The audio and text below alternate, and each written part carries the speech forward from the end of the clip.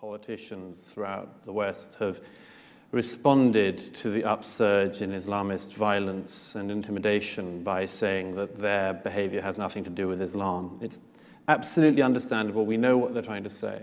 They're trying to say that the terrorists and the extremists speak for a minority, and what's more, you mustn't blame all Muslims, you mustn't take this out on your Muslim neighbor, and so on. It's a very laudable and understandable political stance, as it were, to take. But the difficulty is, of course, that we all know that it's also wrong, and a mistake to say for other reasons. For years, we've had this. David Cameron, when he was Prime Minister, slowly sort of evolved his rhetoric on this. But my favorite ever, I think, was US President Barack Obama when he said after one of the, there was a set of, obviously everyone remembers ISIS beheadings in Syria, and after every one, David Cameron or Obama, whoever it was, whose citizen had just been beheaded, would come out on the steps and say this had nothing to do with Islam. And then I think the last of the US hostages who was beheaded, Barack Obama said at one point, it not only had nothing to do with Islam, it had less to do with Islam than any other religion. Which is kind of, if a guy cuts someone's head off while shouting Allah is greatest, I don't think the Buddhists should bear anything for that. But everybody is at that. And there's another strange movement you can see during the same period, which is the thing of absolutely everybody becoming an expert on Islam, and absolutely everybody becoming an expert on the Quran and Hadith. And you hear this all the time now. Only 3 years ago at the Conservative Party conference, the then Home Secretary, now Prime Minister Theresa May, in her conference speech, starts quoting her favorite bits of the Quran. I mean, it was weird. I mean, it was like, George Bush did that famously after 2001. He went to the local Islamic center in Washington and said, as the Quran says, although I find it better in this translation, as if he'd spent the previous evening, sort of, I prefer, doesn't quite get the Demotic Arabic, but it'll do.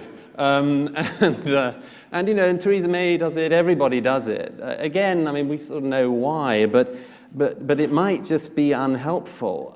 It's certainly unhelpful when our new Prime Minister commissions an inquiry into the practice of Sharia law in the UK and appoints the inquiry. And who does she put on the inquiry but some imams?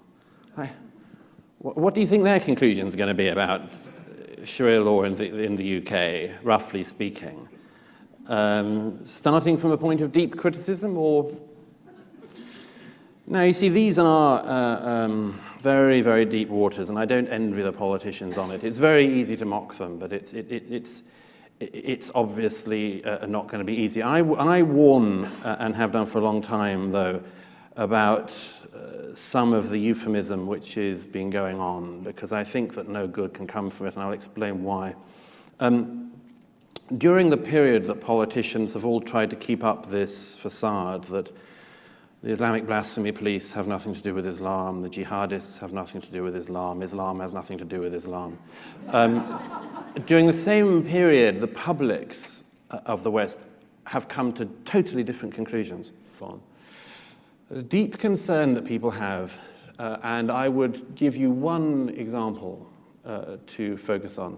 The Trojan Horse affair in Birmingham 2 summers ago, that revealed terrible things being taught in British schools, not in Islamic seminaries, not in madrasas, but in what were meant to be secular state-run schools that had been taken over by these extreme ideologues. That story was concerning enough, but I think I'm not the only person in Britain who also noticed with great concern the fact that those revelations were objected to, pushed back against, called lies by absolutely every organized Muslim group in this country that I can think of, other than the Quilliam Foundation. Everybody else tried to cover it over. Everybody else tried to say it was lies. Everybody else tried to say, well, it's all Michael Gove making it up, or so on and so forth. And this is a very, very troubling thing. Because I would trust that you, I, anybody else, if we discovered that a school that in any way was associated with us was teaching hatred in assemblies and chants and songs against minorities in the morning, that we wouldn't just say, thank goodness you've caught this, but would feel a deep sense of shame that this was happening in our name.